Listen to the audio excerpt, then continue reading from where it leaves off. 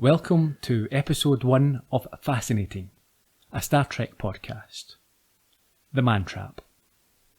In this week's episode, while carrying out a straightforward mission on an almost completely uninhabited planet, Kirk and McCoy are put on alert after a crewman dies in unusual circumstances. When investigations reveal a shape-shifting alien has infiltrated the Enterprise, Bones is faced with a terrible decision, as his captain's life hangs in the balance.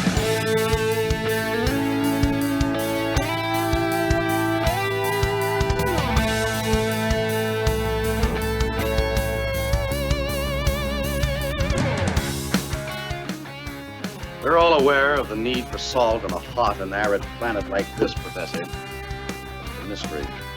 I don't like mysteries. Give me a bellyache, and I got a beauty right now. Hi Ian, how are you? Oh, I've got a bellyache, Gerry. How come? It's a mystery. I know you hate a mystery. Very much. It's good to be back. It is. How long is it since we have podcasted? Over a year. Feels like it. It feels like 5 probably to the listeners who were promised much quicker content. It's weird doing this. Should we just stop? We will at some point. Yeah, getting things set up, microphones ready. I'm not sure. I'm not convinced the sound quality is going to be great this week. Well, we'll find out. Bit of trial and error. We'll get there in the end. Bear with us. Season 3. It's really boring technical chat for the start of a new podcast. We should maybe quickly refresh people's memories about who we are if they've listened before and introduce ourselves to those who haven't. Yeah, who are we? Okay, well, I'm Ian. I'm Gerry. And we previously produced a number of podcasts, perhaps most popularly Columbo. Columbo, Jonathan Creek, Faulty Towers, to name 3 of about 8, but we won't mention the rest. No. Fair to say we've done this before. We have. Doesn't sound like it. Doesn't feel like it. We promised quite some time ago that we'd tackle the original series of Star Trek in our own inimitable fashion. I'm not sure what inimitable means. People use it quite a lot. They do. Always followed by fashion. Yes. It's going to be an interesting one. And the roles have been reversed here from Columbo. Well, that was the interesting thing about Columbo, more so than the other shows we've done, was that I hadn't seen it. Mm-hmm. And you were the world's leading expert. Yeah. So that gave us a bit of I'd watched some of the episode quite a lot of times. Yeah, that gave us an angle. And we've got something similar here because you are fairly new to Star Trek. Complete virgin. That's one way to put it. Well, yeah, and saying that I've probably got to first base. Is that in America? What does that mean? No one knows. Right. I think it's safer not to dwell on that too much. Yeah. In fact, I've not even got to first base. I reckon I've watched a few racy movies late at night on my own. Whilst talking on Snapchat or something. Well, whatever the kids do these days. Let's not get the kids involved in. No, better safe than sorry. Yeah. So basically, as well as going through all of the Star Trek episodes, we're going to be introducing you to the show, essentially. It's more of it's a different dynamic to maybe other review shows that have covered this series in the past. Yep, I'm going to find out all about Ewoks and You're not. Stop there before we get the complaints pouring in. Hopefully what we're going to discover across this show is that you come to enjoy and love Star Trek like everybody else does. Well, hopefully it'll be a fairly long and boring time after 3 episodes. Yeah, everyone will be turning off. I hate this one. That won't happen. I'm confident that won't happen. Are you? Okay. Because I don't class myself as a sci-fi fan. Well, you don't need to be. Let's find out what you do know about Star Trek, because you must have some background knowledge that you've just gained from popular culture. Yeah, I mean, Star Wars, right? Okay, so I've watched the first 3. The first 3, that's all. Stop. As a kid, I watched the old Jedi. Stop. Okay. No. Star Trek. Star Trek, right. What have you seen? I have seen no episodes of any of the shows, and I saw at the cinema one time the first Simon Pegg movie a few years ago. Yeah, the Chris Pine. Yeah. Zachary Quinto one. So that's the only Star Trek I have ever watched. And what about other science fiction? What are you aware of there? I did say that I don't like sci-fi, but my favourite movies are probably Back to the Future. I did like a bit of Quantum Leap in the day. Yeah. I do like time travel, that type of stuff, but I've not. Yeah, like I say, Star Wars. I've watched the first 3 movies as a kid.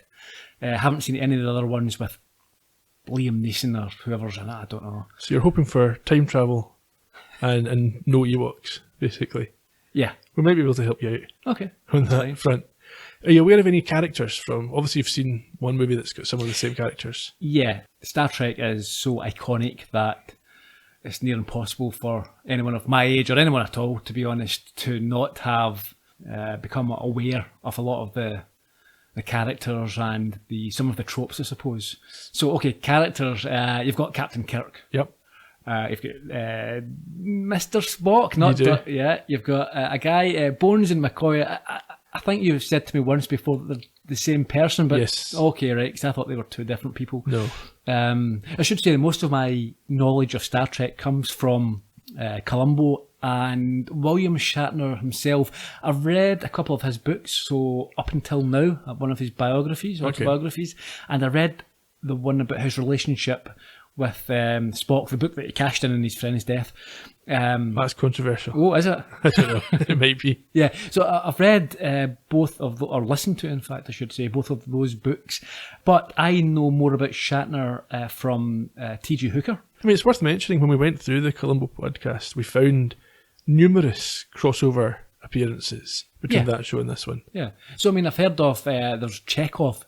I believe he was a character in Star Trek because he was in an episode of Columbo with William Shatner. Yeah. Fade into Murder. One of my personal favourites. Yeah. One of many Columbos that feature a Star Trek actor.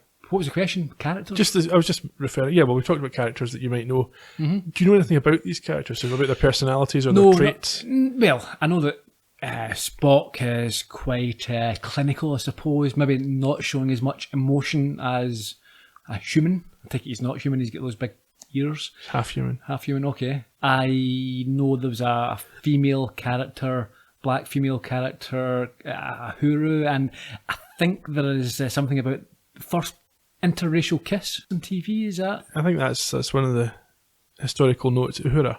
Okay. Yeah. What did I call her? Uhuru. I don't know. Yeah. Uhura. Yeah. Okay. George Takei. Yeah. Yeah, I'm aware of him. Okay. So just a very general, high level Yeah. awareness of these people and characters. Okay, what about some general information about the show? Do you know when it aired? Late 60s, I would guess. Yeah. Gene Roddenberry, I know that. I watched the documentary on the show a few years ago. Yeah. Apparently he... It wasn't kind to him? Well, yeah. From an outsider's point of view, people who know the show and are experts on it might disagree. Maybe this particular documentary was biased in some way, but I got the feeling that it was quite a tough taskmaster. You have to be, I think maybe he liked a drink, liked the female companionship. Maybe not the easiest of people to get on with, but again, that's just from this one documentary I watched. Do you know the name of the vessel in which the show is set? Yeah, the Enterprise. Okay, I did mention that at the top of the show, I suppose. Do you know who the crew of the Enterprise work for? No idea. Okay. Don't know really. I mean, it's obviously set in the future. Don't know what they're doing other than, I suppose, a bit of exploration, but I don't know who's set them on this mission. Don't know how long the mission lasts for. Don't know how it all works in terms of, where they've left from Earth. Do they come back to Earth? Do they is that them up there for the entirety of the exploration? Don't know how many people are on the ship. Okay. Yeah, don't know the different coloured uniforms. Yeah, do you know what those mean? No, I know there's something about, is it red shirts are always dying or something? Well, not all of them, but yeah, generally. Bit of a trope there, yeah. Yeah. I know about to go boldly or to boldly go or something, yeah. Yeah. So, again, you don't know an awful lot. I could answer your questions, but I think it makes sense for us just to watch the episodes and find out the answers to these things. I remember the song from the 80s about the Klingons. Yeah, the less said about that, the better. Was it the farm, was that? Yeah, probably. I don't think it was meant to be. It doesn't come across to me anyway as too kindly towards Star Trek. Maybe folk think it's a tribute. I don't know. It sounded to me more like a satire. Okay. I guess there's mixed views. Mm-hmm. Okay. Do you know any of the alien species that appear in Star Trek? Klingons. Any others? Nope. Okay. Do you know where the Klingons are? Where they are? Yeah. Starboard bow. Ah, right. Yeah. Anyway. And you don't know the purpose of their mission. You've talked about that already. No, I mean, I'm guessing it is general exploration, but I don't know if there's anything more specific than that. I don't know what they do on a day-to-day basis when they're traveling. I mean, yeah, don't know anything. I know about warp speed in the ship. Yeah, okay, that's good. Uh-huh. That'll help you out. What do you know about the show's values? Not a lot, to be honest. I'm guessing because of the time period, 60s America, that there were sort of wholesome values in there. A lot of these shows did have... Well, it's probably not so much that. I mean, it's quite progressive, I would say, although... That doesn't mean they can't be wholesome. No, but I think you'll find it fairly progressive as you watch it. There are people who maybe aren't progressive who also like the show and maybe co-opt some of the things that get said, but I would say it's a progressive show in terms of its values. Okay. Also should say at this point I have watched the first episode and there's certainly a number of aspects that wouldn't be classed as progressive. Progressive for the 60s. Okay. Okay, because there's a lot of things happen in Star Trek that hadn't happened on network television previously. And I think we should point out just now that we will be taking a critical look at it.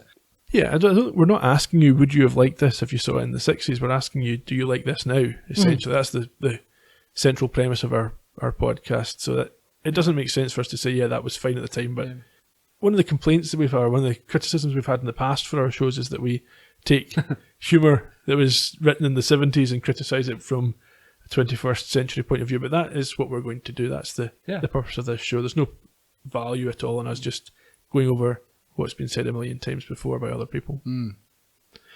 Okay. When does Darth Vader, when does he come Shut up. That's, you're talking nonsense. Stargate, is that Yes, we're moving on very swiftly from this. I've only got one more question about these. Any catchphrases or common tropes or anything you're aware of?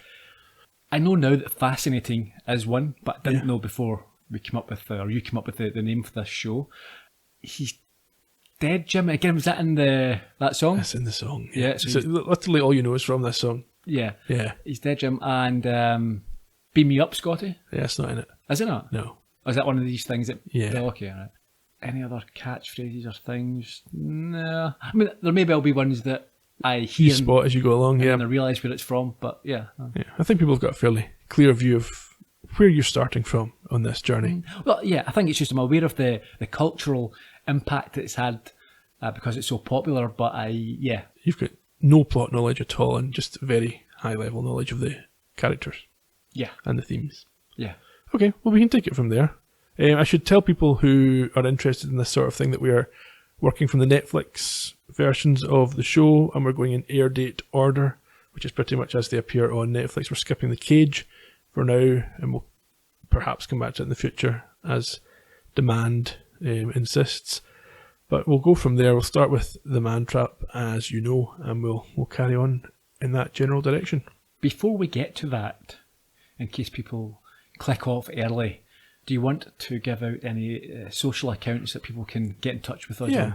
Well, hopefully people don't click off early at the end of the episode discussion, but you can get hold of us, or you can follow our impressive content on Twitter, Facebook, and Instagram, where we're at Trek Podcast, and you can get every episode of the show in all of those locations, and also on the website, which is astartrekpodcast.com. Instagram, we've not used that before. Well, I've never used any of them really, but... Yeah, we're making ourselves sound quite old. Yeah. Yeah, Instagram, the kids liked it about 3 years ago. Stop talking about kids, Ian. It's... We should get on to talking about this episode, because that is probably why people have tuned in. Indeed. Crack on.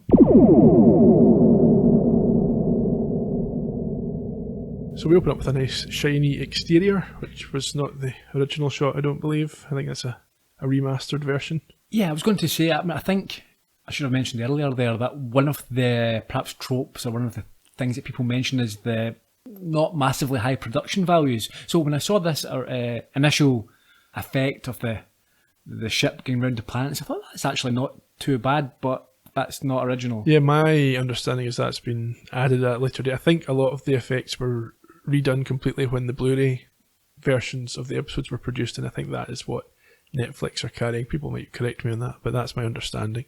So the original would have used more models and less CGI versions of these things. And it was a cold open, so no theme tune. That's another thing I was aware of. I recognised the theme tune. Okay.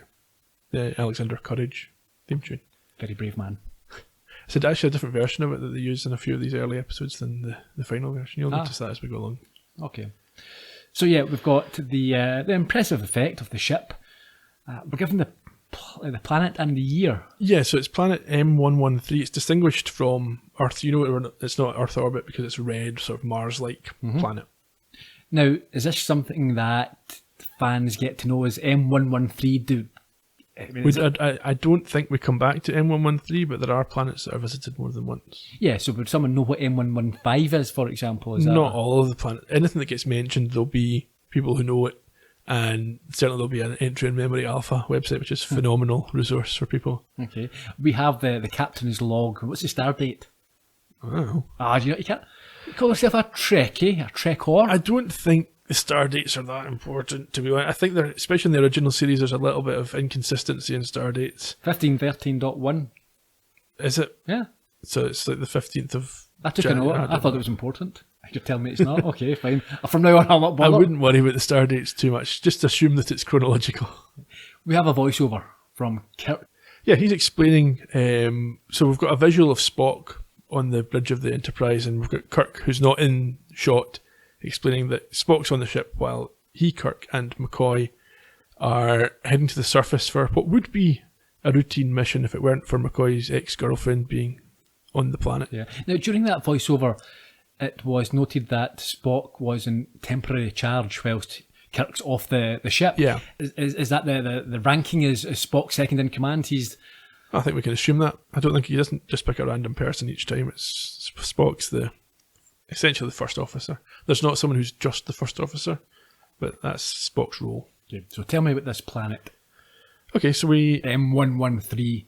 We know it's got some ruins on it, and impressive ruins. They're not impressive. It says polystyrene blocks for a temple and a little bit of sand that's been scattered around. So that was quite a contrast, because when I saw that the graphics of the Ship in orbit.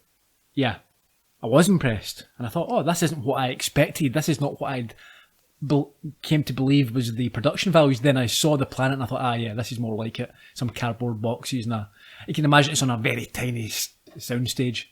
Yeah, they work with the resources available. I think it's not that hard to suspend disbelief and imagine this is a alien world. It doesn't look like anywhere on Earth that I would recognise. Yeah, okay. We've got another voiceover here, which tells us that the ship surgeon, McCoy, yep, and himself, no mention of the third chap here in the blue shirt. That doesn't bode well for the third guy. Yeah, I was thinking that myself. So they're beaming down for a routine examination of archaeologist Robert Crater and his wife Nancy. Yes, this is Nancy, who is McCoy's old flame. Now, for noting purposes, I now refer to McCoy as Mac. I take it he's never called Mac. No. Oh well. He is now. Just for your notes. My notes. So he's Bones again, yeah? Yeah, that's his nickname. Okay. What we call it? Let's stick to something. Have we got to call him McCoy or Bones? Or... You can call him either of those names. Okay, so Mac. Yeah, Kirk teases McCoy here. He, knowing that he's a bit anxious about meeting this woman again. Yeah, I think he says that he should have brought her flowers. Yeah, he takes some dry grass from the side of the ruins. McCoy's not impressed by this. No. Yeah, he accuses Kirk of bribing women with things like flowers to get them to like him. I'm not sure that counts as bribery. Not really, no. We're all in a bit of bother. Inside this temple, they enter to find it furnished but with no one at home. As a nervous McCoy rues his decision to meet with his old flame, I think.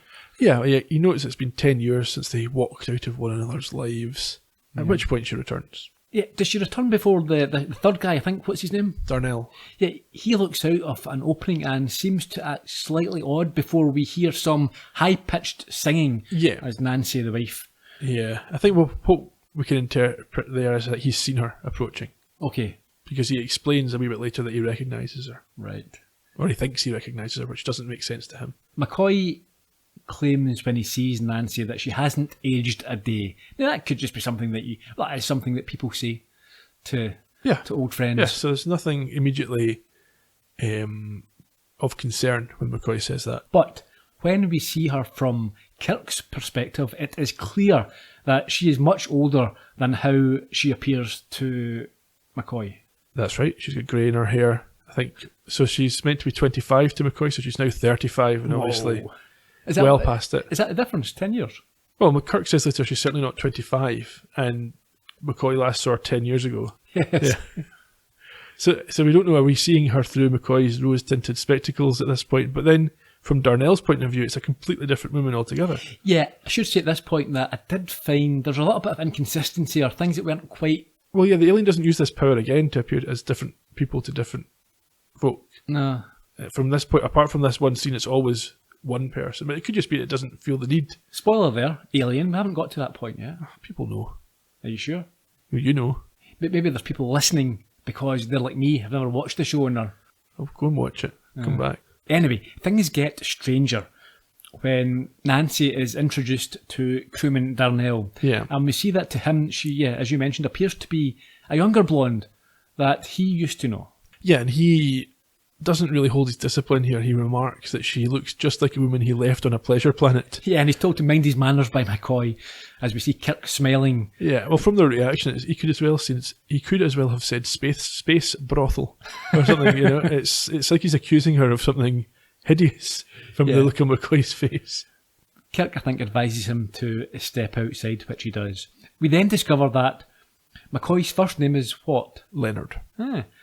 And was given the nickname of Plum by Nancy, who is now back to being the younger brunette that McCoy knew. Oh, it seems, yeah, when we see her from McCoy's vision, that's how she's appearing in this scene. Kirk goes to leave with Darnell, but is stopped by Nancy. Why? Well, she wants to leave instead. She's going to go and get her husband so that they can get the medical checks carried out. Yeah, and as she does this, now blonde flirts outside with Darnell to a quite seductive score. And I've written the score straight out of the Red Shoe Diaries here. Yeah. I read somewhere that the score or the music on this episode was quite expensive. I think they spent $9,000, which for the time would have been a fairly hefty chunk of the budget. Certainly. And at this point, we get the credits. Yeah. And the iconic narration about space being the final frontier. Yeah. That's another thing as well. Yeah, final frontier. That's another trope. You obviously didn't listen to it too closely because you said you don't know how long their mission lasts earlier, and he says quite clearly their 5-year mission. Yeah, I wasn't paying attention. To seek out new life and new civilizations. Yeah, didn't listen to it that It clearly. also tells you the purpose of their mission. Did it? Yeah.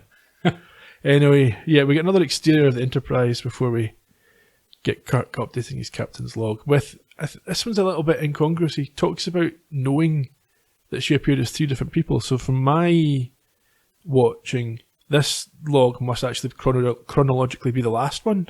Well, I think Kirk confirms that each member of the party sees a different Nancy Crater, but then, so why does Darnell see someone different? Yeah, well, this is the confusing thing to me. So when is he recording this? When is he saying this? Because when you go back to them, they're not aware that they're seeing somebody different. Yeah, this has obviously been this voiceover. Is it being recorded after the episode? Yes. Or is it being recorded at a later point but still during the episode? I don't know. I don't know. It's not entirely clear where this log fits chronologically compared to what we're seeing. It's a little bit confusing. Yeah, anyhow, back in the temple. Bob at Crater. He arrives but has no time for them, and aside from some extra salt, he wants them to leave. But McCoy is there in a professional capacity. He is. He's not willing to skirt on his duties. He needs to get these examinations carried out. And Kirk reminds Crater of the rules that require yearly checkups. So, yeah, this is the first point of the question. Who do they work for and why? Yeah, he'll work for the United Federation of Planets, I'd imagine. Okay, I suppose we'll get to that at some point. At some point in the future. And then you've got Starfleet, which is the military arm of the Federation. So it's interesting that they decided not to explain all this to set the scene. They've dove right into an episode without setting the environment up and the characters. There's 2 aspects to that. So part of it is this isn't the first episode they made, and therefore so there might be some exposition that's been skipped. And then the other part is exposition slows your story down. So as much as you can get away with not having to explain in long form, the better. Yeah, it's not a criticism. I think that it's learning about it on the hoof. Yeah, that's fine. And I think for viewers, there's enough for them to take in without getting the entire history of the world. And it might be that the writers didn't even know at this stage what the whole history was going to be, that it kind of gets built up piecemeal as they go along. Sure. So referring to McCoy's Plum, he instructs him to carry out the examination. This is Kirk. And on hearing the surname, Crater seems a touch perhaps pacified, or certainly subdued. He's not quite as aggressive. It's familiar to him. McCoy makes a reference at this point to Nancy's failure to age, I suppose you could put it, and it isn't necessarily accepted by Kirk. Did you enjoy McCoy's whirring stethoscope? Very futuristic. He is using this device as they discuss the physical discrepancies in how they see Nancy before being interrupted. McCoy. I've heard Nancy speak of a Dr. McCoy. Well, that's me. Didn't she mention I was here? You've seen Nancy? She went out to get you. Well, you've seen her too. You were with the good doctor. Yes, why? Nothing. It's just that it gives me great pleasure to know that she's gotten to see an old friend and has a chance for some company. It was different for me. I enjoy solitude. But for a woman, you understand, of course. Well, it certainly hasn't aged her. She looks exactly as I knew her 12 years ago. Amazing, Jim. Like a girl of 25. Oh, I'm sorry, Captain. Sit down. I seem to have forgotten my manners. Quite all right. I'm not joking, Jim. She hasn't aged a day. There's not a gray hair in her head. She's got some gray, Bones. Excuse me, Professor. She's a handsome woman, yes, but hardly 25.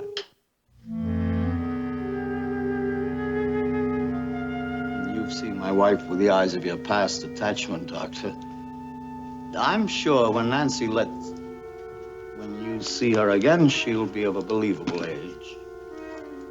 Well, at any rate, she doesn't look a day over 30. Genuine affection. I'm glad you still feel it for her. Leonard, isn't it? She's a fine woman. Open your mouth. Well, I thought the machine was... The machine is capable of almost anything. I'll still put my trust in a healthy set of tonsils. Now, open your mouth. Dramatic twist there as the examination is interrupted. Yeah, the scream came from Nancy, who's outside and standing over the body of Darnell, who has some red circles all over his face and a green pellet, I thought it was at first. I think it's a local fruit. I think we get a trope here, or a catchphrase. Okay. McCoy utters, "He's dead, Jim." There you go, you mentioned that one before we started. You'd be quite pleased to check it off your list. McCoy also notes the unusual marks on Darnell's face, and their initial line of thinking is that he's poisoned himself with these berries. Yeah, and I think they push an upset Nancy for more information. She tearfully backs up that she saw him take a bite of this plant and couldn't stop him. But we can see that McCoy is distracted by her. Perhaps seeing the... Well, for a start, yeah, he's seeing her look different, but also I think he maybe doesn't buy what she's saying. Yeah. And she asks him if he believes her. She tries to play the sort of an emotional card here. Kirk tells them that they will continue tomorrow before producing his flip phone and requesting... His communicator. Is that what it is? Yeah. Okay. His flip communicator and requesting that the three of them be beamed up. Yeah, before they disappear, Nancy has a reminder for them. What's that? Nothing to do with the dead crewman, just that she needs some salt. Yeah, I mean, the food is a bit tasteless down there. She seems a bit stressed out about it, actually. Yeah, she seems anxious, yeah, which is interesting. Back on the Enterprise, Uhura's trying to get a rise out of Spock on the bridge. Is this called the bridge? Bridge. Yes, he reprimands Uhura for some mistake that she made, and she jokes about crying, which confuses him. Yeah, he says it's illogical for a communications officer to resent the word frequency. Is it communications officer, or is it a woman that he thinks is illogical? No, he says a communications officer. Well, I've written down. No. Yeah. You're right. It's her that goes off in a rant about being an illogical woman and wants him to tell her how attractive she is. Yeah, I think she's taunting him because she knows she's not going to get an emotional reaction from Spock. She asks him about what Vulcan looks like on a lazy evening with the moon full, and he points out there's no moon orbiting Vulcan. So Vulcan, obviously the planet where he's from. It is. Is that quite near to Earth, or is it... Yeah, relatively speaking. Oh, well, relatively. I mean, you couldn't get there in an afternoon in your car, but fair enough. That's all I need to... Compared to lots of other planets, it's quite close. In any case, they are interrupted by a message of the team's return, and that one of them is dead. Yeah, and Uhura is upset at Spock's unemotional response. Yeah, I mean, it could be Kirk. Yeah, but I think it's quite clear that he's suppressing concern. It's not that he's unconcerned. He's just being professional, trying to fulfill his responsibility. So from the bridge, we head over to the dispensary, where McCoy covers Darnell's body as Spock video calls in, some sort of Skype, with an odd thing. He's got something really weird, and it looks as if it wouldn't balance there properly. He's got something in his ear. Yeah, it's all part of his communications and science setup. Yeah, it's It's fine, just accept it. Okay, sure. McCoy says that the plant is like nightshade. I think it's McCoy that says so. One of the two of them says that the plant is like nightshade, but that it wouldn't cause the kind of mottling to the face. This doesn't surprise McCoy, as he can find nothing wrong with him, obviously apart from the death thing, you know. Yeah, that's why there's a concern. There's no obvious cause of death. And he goes on to remark about his initial perception of Nancy, but at this point Kirk snaps. Yeah, because although it's bothering McCoy, Kirk doesn't think it's important. Yeah, his love life. He wants McCoy to get back to his work. He doesn't realise it's an actual issue. He thinks McCoy's still just daydreaming. And we get another Captain's log voiceover where Kirk sums up what is known and not known. Now, this is not the last time in the episode. I think this is a bit of a weakness. The voiceover explains exactly what we've just watched. Yeah, but there'll be an advert break. Yeah, okay. So the way I imagine it is you're coming out of the break, they're recapping what's just happened, and then carrying on. Okay. It definitely seems to be an audience crutch rather than a required part of the plot. Back to the bridge. Yeah, we've got an important communique from Space Commander Jose Dominguez. What's that? He's called from the starbase to query why they're taking so long. Yeah, so is this ship, a question I have, is this a courier ship? No, but it could be that if they're passing something, they might pick something up for somebody if it's important enough. He's a space commander, so obviously he's got some pull. But Kirk tells him to wait a few days for what? His chilies. I suspect it's not the primary reason that the Enterprise is going to the starbase. I would imagine that they're going anyway. Guess so. So they're taking these with them. So far, we know that people want salt and chilies, and yeah, there seems to be some sort of... Just like you would. Space is very food-oriented. Spock, at this point, notes that McCoy's information about the plant checks out. It's not poisoning. He's found something, but he doesn't want to discuss it over the speaker. I think initially Spock communicates via this intercom system. Yeah. So down in the dispensary. Fascinating, another catchphrase we have here. Yeah, he says, before that though, before he leaves, he says that the craters check out too, but that they've been there for 5 years and have been sending progressively fewer shipments lately. What are they shipping? They're sending bits of the ruins. Where are they sending them to? To some kind of space museum? Yeah. I don't know, yeah. Anyway. Yes, so McCoy's found something and Kirk and Spock head down to what I would call sick bay. Yeah. As you say, Spock lets out his first fascinating. He does, as he's looking at an electronic chart. And McCoy explains that Darnell died from what? He's been stripped of salt completely. His body has none left in it. Not good at all. When was the last time you were stripped of salt? Oh, it's hard to say. Some time ago. Anyway, McCoy offers a mea culpa. He suggests that the mottling isn't mottling after all. And he clears the air with Kirk over his previous distraction. He does, before Kirk tells Spock to organise a landing party, as they will be beaming back down to M13I. 113, yeah. That's the one, MI5. No. Kirk also notes that the craters had both made a point to ask for salt, and now this guy has died from a lack of salt. Oh. So he's making, connections. He's playing 3D chess in his mind down on the planet. Yeah, the temple. Crater tries to bob them off. He's quite defensive and accuses Kirk of what? Bullying. Ah. Yeah. Green is one of the other crewmen who's come down with them. A yellow shirt? Yep. He is sent off to find Nancy.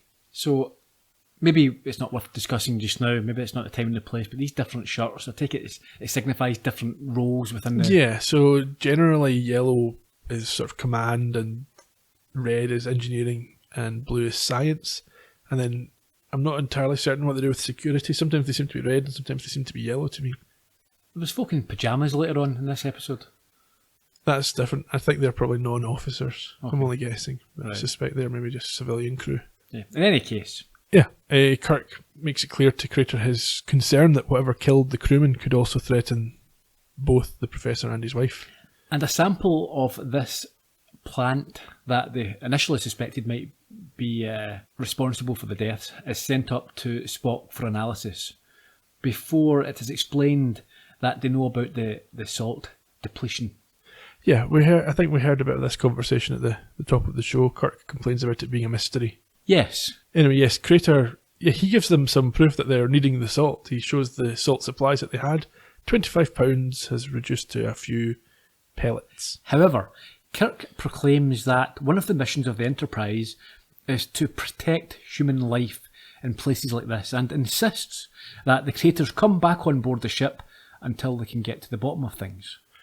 Yeah, but Crater runs off. Okay, so again, before we move on, so one of the missions is to protect human life in places like this. So are there lots of humans that have been dropped off on different planets, and this ship has to... I don't think they go around... Well, maybe they do, but I suspect it's more if you're passing one of these places, you'll get assigned the job.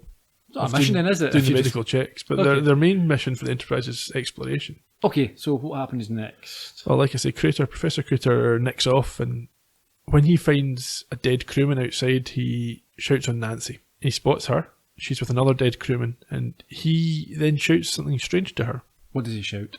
He says, I've got salt, smell it. And then he seems to try to lead her away. Ah, Big red flag there.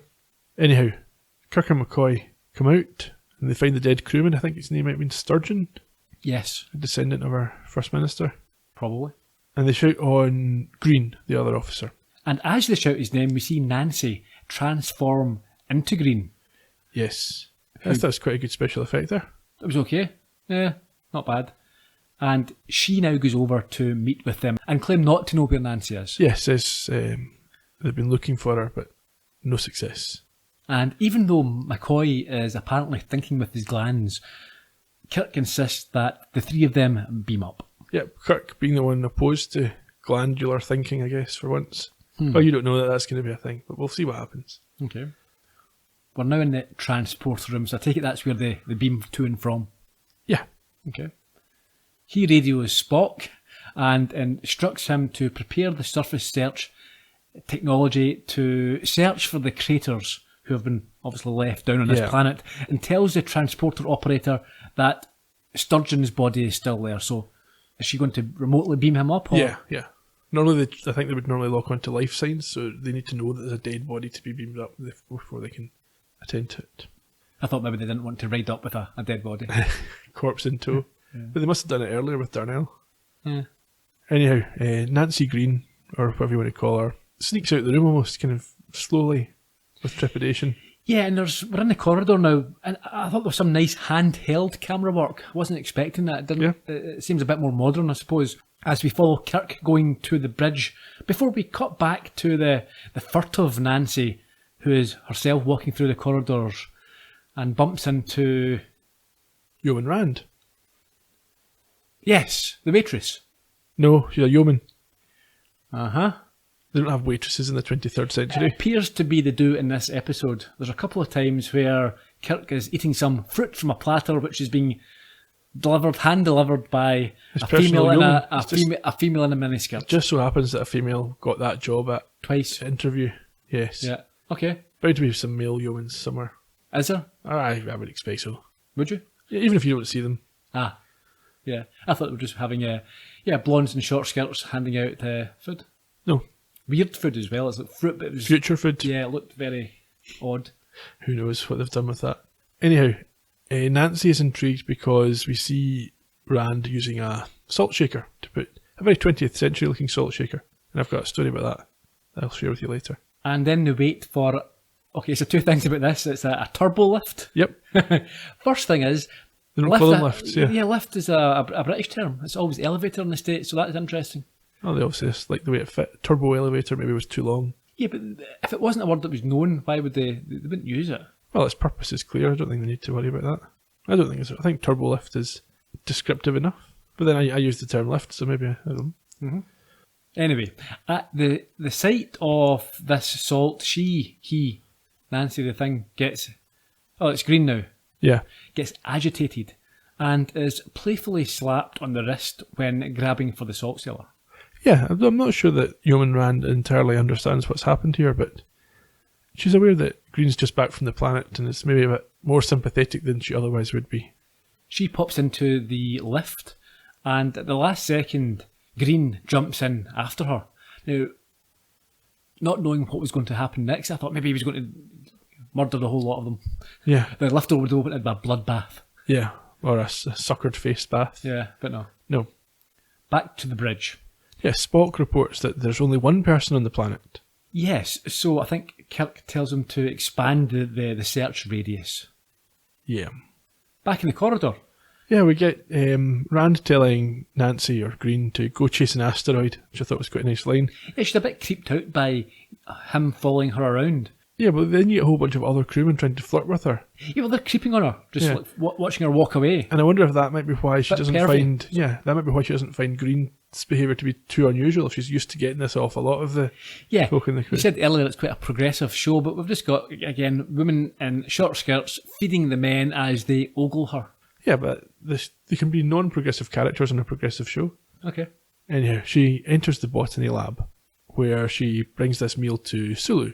She does, yes, and talks to a Little Shop of Horrors plant, which is clearly just a hand in a glove. That's brilliant. I like that one, yeah. Okay. Before complaining that she expects one of them to grab her. And from what we can see so far, yes, I think she will definitely be grabbed by that gloved plant. Yeah. I think when she comes in, Sulu says to her, "May the great bird of the galaxy bless your planet," which is interesting because that's a term that was used to describe Gene Roddenberry. Ultimately, he was known as the great bird of the galaxy. Why? After his show about space was successful. Green enters at this point, and after staring at the salt, appears to be spooked by the plant before running off. Well, the plant's spooked by him, isn't it? It starts acting very strangely. Like a dog. They can always tell who's a mass murderer or not. There's a reference in this scene by Yeoman Rand to Sorium Brandy, and that's a phrase or a term or a product that will come back. I bet you can buy that, can't you? I'm sure something that at least looks like it will be available at all good conventions. Back out in the corridor, Green sees Uhura exit the turbo lift, and at this point transforms himself into a black guy. Obviously has to be a black actor, because a female black actor would not be attracted to anyone who wasn't black. Progressive. Well, no, what it's done there is read her mind and become what it thinks that character is most attracted to, What it thinks. based on her own thinking. Really? Yep. In any case, he approaches her.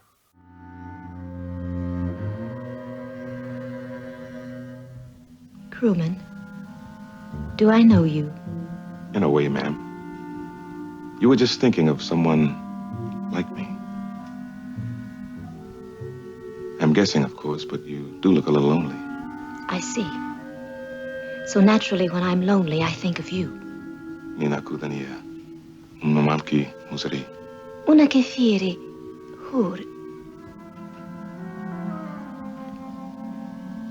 Swahili.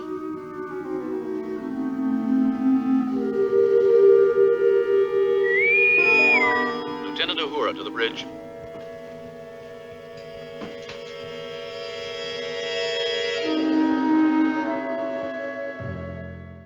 We obviously couldn't tell from that clip, but at that point, Green is quite intimidating. Looks as if he's about to Well, attack. I wondered if she'd been paralysed in some way, because we do find later on that the creature has the power to paralyse. So Sometimes.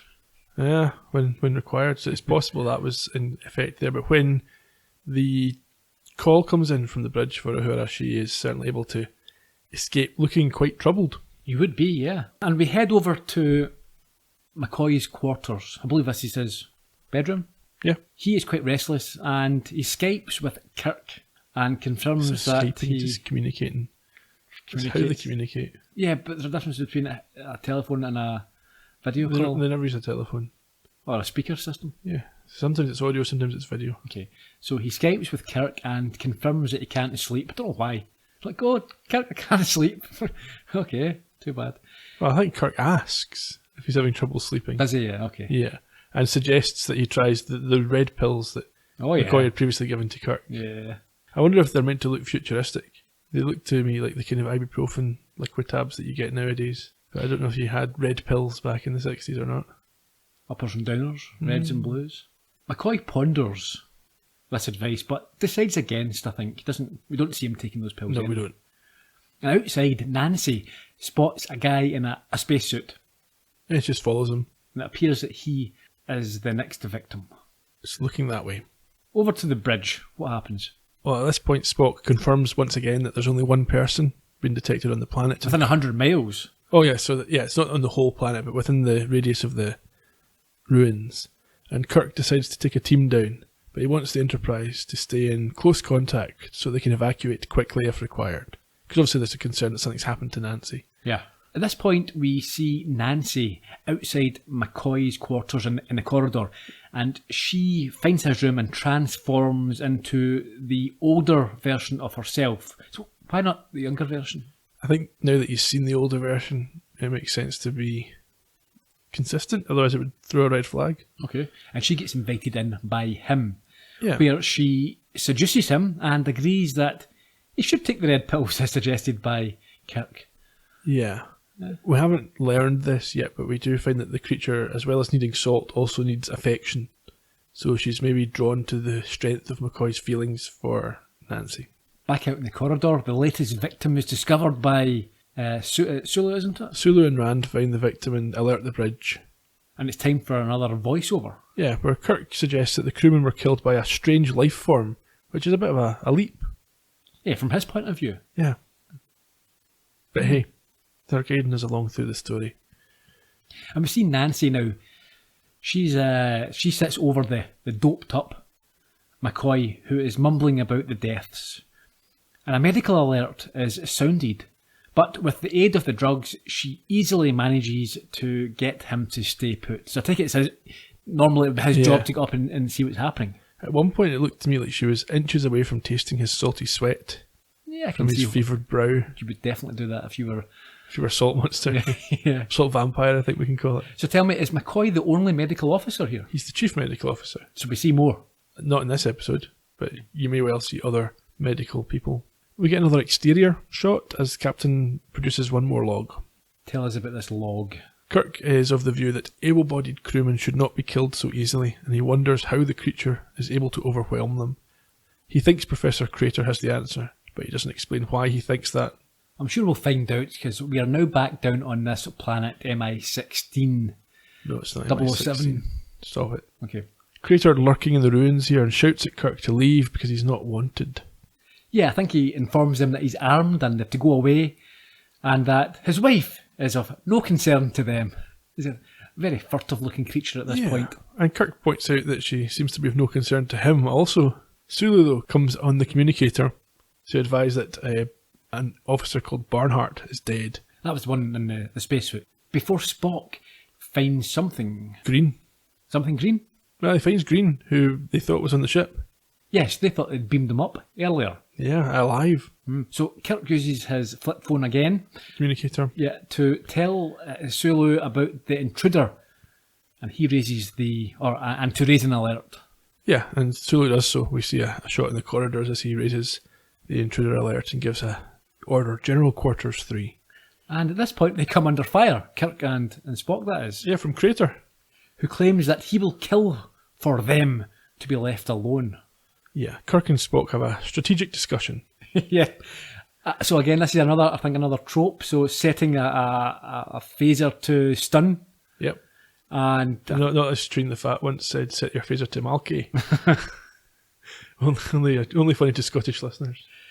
Kirk is going to set his to stun, and Spock has to set his to a quarter. Yeah, it's not clear whether a quarter is more or less than stun, but I think it's more because there's a suggestion that Kirk is taking a risk. Yeah, well, if you didn't stun them, what would happen? Yeah. So I suspect, though, that 1 quarter is not enough to kill. Yeah. So it might render him unconscious, whereas stun maybe just... A flesh wound. Him. Yeah. Back up in the bridge. Well, I think we get a quick shot of McCoy sleeping before we go to the bridge. Do we? Okay. Yeah. Back in the bridge. Yeah. Sulu, Uhura, Rand are there, and they confirm General Quarters 3 status. Rand and Uhura come to the conclusion that the green that they saw and the Swahili gentleman Weren't who they thought they were. They were probably the creature. Yeah. And Nancy offers to help with the creature, or whatever it is, and she asks to be filled in. I'm sure Mackie would do that for her. So, yeah, not long after Kirk's left a log saying he thinks it's a strange creature, Nancy, as McCoy now, because she's taken his appearance, Yes. comes to the bridge and mentions a creature, at which point Sulu looks surprised because he's not aware of any suggestion that it might be a creature. It's a little bit round in circles there. Back down on the planet, using a pincer movement, Kirk and Spock creep up on Crater, even though they use a very loud phone to keep in touch. They're sort of shouting at each other, right, quick, yeah. I'll go left, you go right. He's quite elderly and can't hear very well. Yeah, okay. He's at least in his 30s. In any case, Kirk stuns Crater in a quite hilarious manner before they approach him to ask where his wife is. She was the last of her kind. The last of her kind? Last of its kind. Earth history, remember? Like the passenger pigeon or the buffalo. Ooh, I feel strange. Just stunned. You'll be able to think in a minute. The Earth buffalo. What about it? Once there were millions of them. Prairies black with them. One herd covered 3 whole states. When they moved, like thunder. And now they're gone. Is that what you mean? Like the creatures here. Once there were millions of them. Now there's one left. Nancy understood. Always in the past tense. Where's your wife? Where is she now? Dead. Buried up on the hill that killed her. When? For a year. Or was it 2? Following this revelation, Understanding the peril they're in. Kirk signals to the Enterprise to move to General Quarters 4. Yeah, he phones Sulu. He communicates with Sulu, yes. Crater says that the creature has a right to try to survive, but Kirk feels that doesn't extend to killing his crewmen. No, and he also tells the folk in the ship that this creature can now take on any form. Yeah, including himself. They all beam up. Yeah, and with another exterior shot, Kirk confirms what he's just said in a captain's log. Yeah, I mentioned that earlier. We didn't need this voiceover. It must be post-advert planning, I'm guessing. Security checks some corridors before we go to a briefing room where Kirk and Spock, Uhura, Rand, Nancy in the form of McCoy, and Professor Crater are meeting. Yeah, Spock tells Kirk that they have set out blocks of salt as bait, and Kirk asks McCoy for his input. Yeah, and she suggests offering it salt without tricking it, which Spock says, well, it's Nancy as McCoy. Yeah, well, it's not Nancy as McCoy, it's only Nancy. It's the creature. The creature, yes. Well, it's not the creature as Nancy as McCoy. Respect the creature's pronouns. It's not. It's a female creature. It's not Nancy. It's the creature's now Spock. Now McCoy. Yeah, but it's a female creature. Is it? I don't know, but it's played by a woman, so I'm guessing so. What do you mean it's played by a woman? Like when it's in its own form. No, it's not. Later on when it's green. How can you tell? Because I know who the actor is. Okay. Anyway. Yes, Spock suggests that this is reckless, but Professor Crater agrees with the creature, likens it to a chameleon, using the resources it has available, and says it's not dangerous when it's got enough salt. I think at this point Sulu interrupts via Skype to tell them that the halls have all been sealed off and that weapons have been locked away. We're security at level 4. So again, is this something that... Yeah, it's just like a red alert sort of situation. Okay. General quarters, I presume, means certain folk need to go to certain places. Yeah, but they have had no success in finding the intruder. No, because he's in the room with Kirk, he or she. Kirk at this point offers a deal. Crater will be given a pass on all previous indiscretions if he can lead them to the creature. Yes, otherwise he's going to take Crater down. And so Crater goes on to tell of his love for Nancy and how the creature appears as her to him after it killed her. Yeah, because it needs love and affection as much as it needs salt. Yes, love, affection, salt, a touch of vinegar. Yeah, and Kirk acknowledges that may be the last of its kind, but he's critical of Crater's approach here. Yeah, but I think during that revelation, Crater admits that he can't kill her, or he can't kill it. Yeah. So Kirk questions, did you say his motivation? Well, he criticises his approach, and then he asks him to help find the creature, but Crater declines. He confirms that he could identify it in any form, but he won't help them. So there is a suggestion how they can get around this from Spock, I think. Yes, Spock asks Nancy/McCoy to get the truth serum. Again, is this something that they use all the time? I don't think so. Only when the plot requires? Exactly. And possibly never again. So it may not even exist. Okay. So Kirk looks for McCoy's opinion and he reluctantly agrees. Although he does seem surprised that he decides to accompany them for this procedure, but he would do. I don't know why he'd be surprised by that. Yeah, well, I think it's not normal for Spock to go down to sickbay, but we get a little skip in time here. Yes, we cut. You keep calling it the sickbay. Sickbay, but I think it's the dispensary. I'm going to call it sickbay. Are you? Yeah. Okay. In any case, there is an alarm call to Kirk, who finds a semi-conscious Spock with red and green blood. Yeah, his own blood's green. Yeah. Is it? Yeah. So what's the red stuff? It must be somebody else's blood. Tomato sauce. Mm. Yeah, that's over his forehead, I think. And he tells him that McCoy wasn't McCoy, but the creature who hit him. Yeah, and I think he suggests that he had a inkling that was the case, and that's why he went down with them. And in the next room, we find the now dead Crater. And Spock explains that he is only alive. Why? How? Because his ancestors spawned in another ocean, and his blood cells weren't compatible. Maybe he's not got as much salt. Back in McCoy's quarters, and now in the form of the older Nancy, the creature wakes him up and begs him to help her, as the others are apparently trying to kill her. Well, they are. They are, because Kirk comes in and asks McCoy to move aside, explaining that it is not Nancy. And he's holding his phaser at this point. He then tempts her like a pet dog with these salt pellets, or salt blocks. But McCoy disarms him, allowing the creature to eat the salt and then very slowly make a grab for him. Yeah, well, paralyses him. So it uses its powers to paralyse Kirk and then moves in for the kill. So, having played emotionally with McCoy, asked him to help her. When he does, takes advantage of that to try and kill Kirk. But Spock shows up. Yes, he grabs the phaser from McCoy, who is refusing to shoot.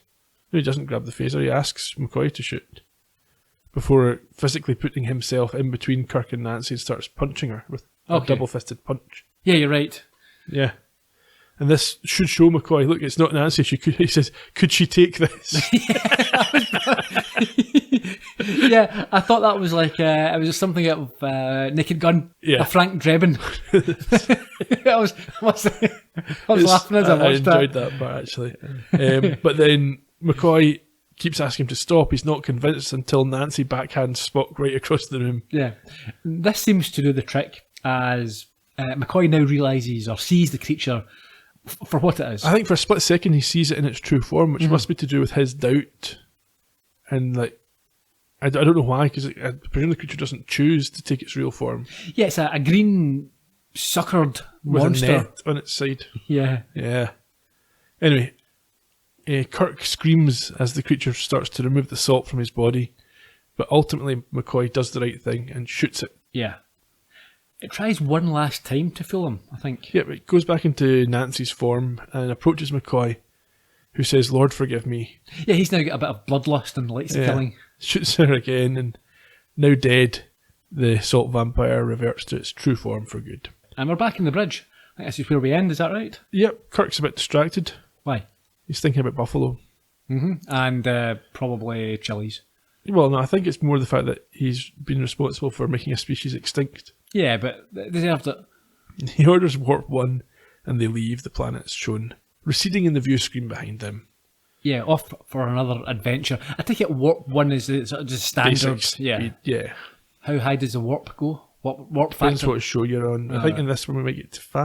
I'll keep an eye on it. And does it get dangerous when you go to 5? You're really pushing the ship, and it's like, can't take starts much rattling. more. Yeah. Oh, is that a trope? Can't take much more? It absolutely is. We'll find out. There we go. On the whole, my view is that the episode holds up pretty well. I think in a significantly later episode, when they've developed the characters a bit more, there might have been more time spent considering whether you should make a species extinct. But given the immediate threat to the crew, you can probably justify Kirk's actions anyway. Yeah, I quite enjoyed it. You did? I did quite enjoy it. I thought I mean, obviously, it's a 60s TV show, but it wasn't disgusting. No. They could put that in there. And it wasn't boring. It wasn't boring. Yeah.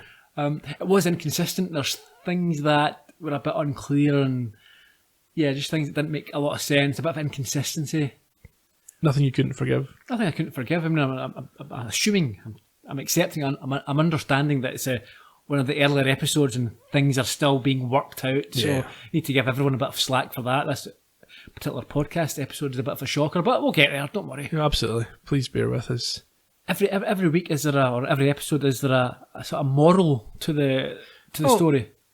I wouldn't say every episode, but certainly in this one, I thought there was a couple of themes Okay, that were worth considering. what did you take from this episode? Okay, I'll so tell you what I took from it. The one that I thought that resonates even now was the depletion of the planet's resources by this species to the point that it went extinct.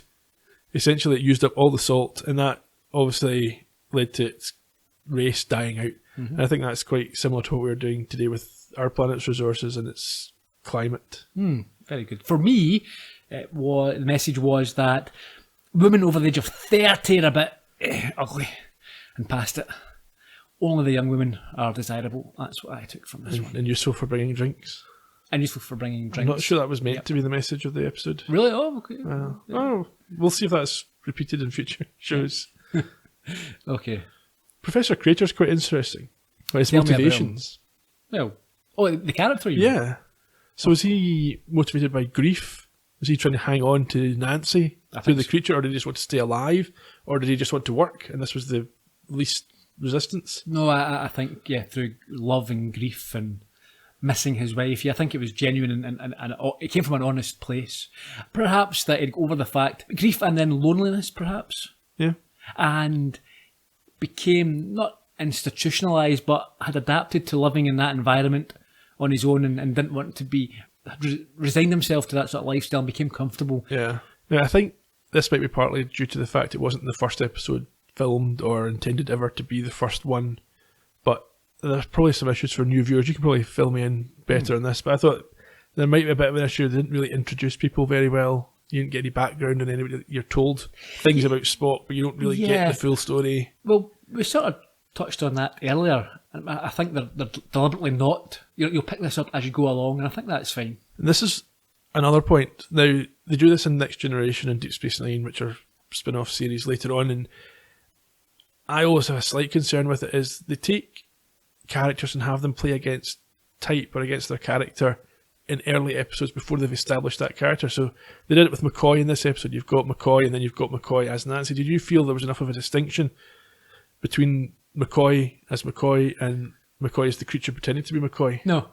I don't know anything about his personality, his character. Yeah, so it's hard to... That's what I thought. So if you've seen a lot of episodes, you probably could come back to this and see, there's definite differences in how he is acting when he's the creature. But for a first viewing, it might be more difficult, I think, to pick up on that subtlety. Mm-hmm. And McCoy didn't come across as a particularly attractive person in this episode.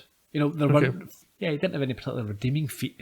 Or there was nothing that you thought, if he died in this episode, I wouldn't be bothered. He didn't come across as a particularly heroic or important character to the...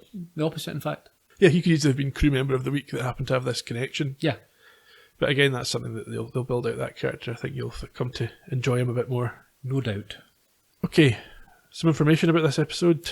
Yes, this is quite good because normally I would get through a lot of trivia. Yeah. But I don't have that responsibility in this show. So the only thing I've left for you is the air date. What was the air date? Oh, I'm going to guess. Okay, let's guess. The 1st of June 1967. No, it's earlier than that. 66, I think. Okay. Yeah, it first aired in the United States on 8th of September 1966. Didn't come to the UK for a few years, October 69. It was directed by Mark Daniels. This was the first of 15 of his episodes. He'd previously directed episodes of many popular shows, including Gunsmoke, The Man from U.N.C.L.E., Mission Impossible, The Doris Day Show, Marcus Welby MD, and Hawaii Five-0. Good shows. He died in 1989 at the age of 77. Oh. He has one acting appearance in Star Trek that went uncredited, but we'll get to that in due course. The episode was written by George Clayton Johnson, who's maybe best known for writing the original stories for both Logan's Run and Ocean's 11.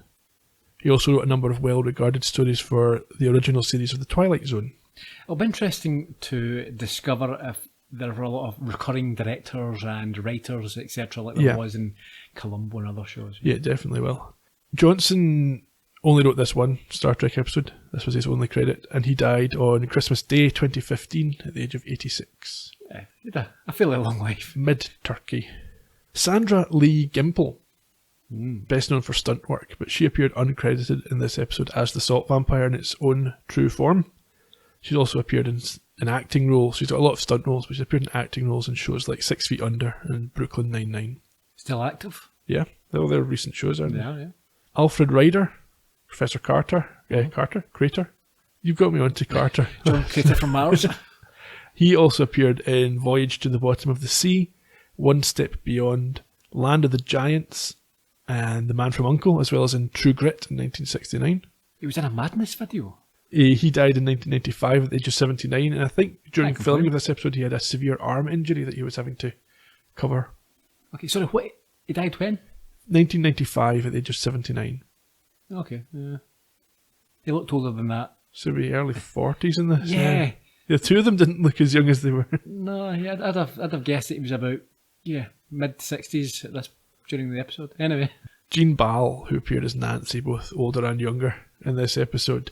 She also showed up on Perry Mason and Mr. Novak, but her television career came to an end shortly after she turned 40, for reasons we can only guess. She also had an accomplished career in the theatre and appeared on Broadway and in high-profile touring companies across America. Michael Zaslow, bit interesting about this guy, he was Darnell, the ill-fated Darnell. Not Michael Winslow, who played your man from Police Academy. Completely different guy. Right, okay. So he apparently appeared as a party guest in Breakfast at Tiffany's. He also showed up in another episode of Star Trek, and much later in the second Star Trek The Next Generation movie, First Contact, the best Star Trek movie in my opinion. Between 71 and 94, though, he played a character called Roger Thorpe in a show called Guiding Light. Now, he only appeared in 19 episodes of a show which had run from 1937 and ran until 2009. It was originally a radio drama before becoming a TV soap. But he made quite an impression. At one point, his character was brought back from the dead due to audience demands. Like Dallas? Yeah. And very like Dallas. And he eventually left for good because he developed motor neuron disease, which I think ALS or Lou Gehrig's they call it in America.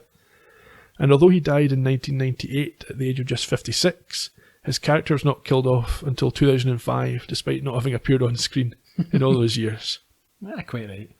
One last one, Jimmy Doohan, who you might have heard of. Jimmy Doohan. Yes, James Doohan, who plays Scotty. Doesn't get credited for this episode, doesn't appear, but we do hear his voice over the communication system at one point. Okay, I didn't mention that at the start, but yeah, I've heard of Scotty and I knew it was James Doohan. There you go. Okay, well, yeah, he doesn't... He's not credited for, nor does he appear in this episode, but you hear him. Now, a few bits of trivia. You might have noticed the very 20th century, as I said, salt cellars that they were using on their food. There's a reason for that. They had developed futuristic salt shakers, but Gene Roddenberry was concerned nobody would know what they were. That it wouldn't be obvious it was the salt. Makes sense, yeah. They went back to basic looking ones, but they did not throw out the salt cellars that they had developed. They became medical equipment and they're used throughout the series, and you saw them in this episode in McCoy's sickbay. Really? As medical instruments. Okay, that's interesting. Yeah, I found that out reading The Making of Star Trek by Stephen Whitfield and Gene Roddenberry. That was a contemporaneous book. It came out in 1968, so it's quite an interesting one to take some tidbits from. Sound effect trivia. Right. When Kirk stuns, just before the clip that we heard, just Professor Crater with his phaser, the original sound effect, which is still the sound effect on Netflix, is a ricocheting gunshot. That's not used again in Star Trek. It's quite an interesting choice for a phaser type weapon to have a gunshot sound. I listened to it and thought, that's ridiculous. You can't use that again. In related sound effect trivia, McCoy's instruments, the turbo lifts, make different sounds in this episode than they do in future episodes, and Kirk's communicator makes different or no sounds depending on what scene they're in. I shall keep an ear out for these changes. Yeah, I got that stuff from the Star Trek Compendium, which is another good reference. Okay. And then something I might come back to in future episodes as well is that the title of the episode is different in different languages, which kind of gives that insight, I think, into how different cultures maybe look at things. So it's called The Man Trap in English, and in a few of the other languages, which to me is a kind of an allusion almost to a honey trap. It's the creature trying to trap men by being attractive to them. Yes. Or as I've written down in the more fancy words, the salt vampire luring people to their deaths by projecting a desirable facade. The focus is on the wrongdoing of the alien, essentially. Yep. So it's trapping the men. Mm-hmm. But in other countries, the name isn't always the man trap. So in French, it's called Ils étaient des millions. Of course. There were millions of them. And in German, it's Das letzte seiner Art, the last of its kind. So both of those put the spotlight on the eradication of the species. Yes. The fact that it was a thriving civilization and they killed the last one. A couple of other interesting ones. In Czech, it's Nepravý McCoy, which is the imitation McCoy. And I think the novelisation had a similar title to that, the Unreal McCoy, I think it was called. That might be a play on the real McCoy. In possibly. Czechoslovakia at the time, that would be a known term. Well, no, I was thinking more of the novelisation version. Right, but, okay. And in Portuguese, it's O Sal da Terra, salt of the earth, which is a more literal. Yeah. And finally, there is one country that not entirely accurately calls it a blood-sucking beast on planet M113. That's my favourite. Can you guess what country that is? Japan. Yes. Oh! Wakuse M113 no Kayuketsuyu. So yeah, that information comes from the Star Trek Concordance, which is a very, very good book written by B.J. Trimble. B.J. Trimble, you say? Yes. Yeah. Who... My favourite Trimble. Well, she is. She and her husband appeared on Larry Nemechek's Trek Files podcast recently, and it's very much worth a listen. Next time. We have Charlie X. Charlie X. A Columbo connection, I believe. Certainly a very strong Columbo connection. Before we finish, we should mention as well the makeup. Okay. It looked very... Kirk, it was... I'm trying to think of the correct terminology, but you could tell he was wearing makeup. Quite theatre-y. Yeah, it was like pancake. Yeah, I wonder how much of that is emphasised by the high definition, or the higher resolution on this version of the episodes compared to what you would have had in the 60s. Yeah. Maybe a sort of standard definition image, maybe it wouldn't be quite so clear, I don't know. But he was glowing a lot of the time, Kirk especially. This is natural aura. We should have another feature in here, but we haven't developed one yet. No, I think we should let it develop and grow organically. There's no point in trying to force a little feature in. If there's anything that crops up, any patterns, anything we think or we end up discussing on a regular basis, then we'll make it a feature. And if anyone listening has any brilliant ideas for new features for the podcast, please feel free to suggest them. We may not read your tweet, but if you send it in... By the time they hear this, we'll be 8 episodes into the recording. It'll be too late. It will be, anyway. but with season 2 ahead and so on. Yeah. Okay. It's never too late. Well, well, when we're finished, it'll be too late. Anyhow, we'll be back next week. You can find us, as I said earlier on, all over social media. We're at Trek Podcast, Facebook, Instagram and Twitter. And the website is astartrekpodcast.com, where you will find every episode. What about a wee rate and review on iTunes or any other platform Apple Podcasts, will be on Spotify, anything else that you use for your podcasts. Please do leave feedback if it's positive. Don't leave feedback if it's not positive. Just email that to info@junk spam at Star Trek. Yeah, that would be helpful. We'd appreciate it. Okay, until next time. Cheerio. Bye bye.